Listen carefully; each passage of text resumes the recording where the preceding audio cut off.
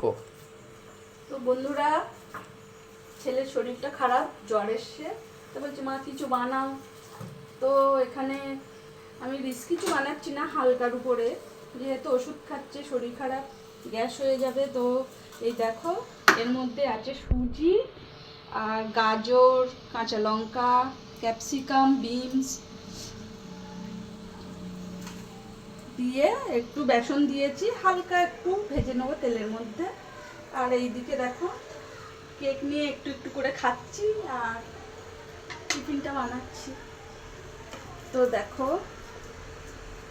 দিয়ে দিলাম এগুলো, তেলটা গরম হয়ে গেছে, তো এগুলো দিয়ে দেই।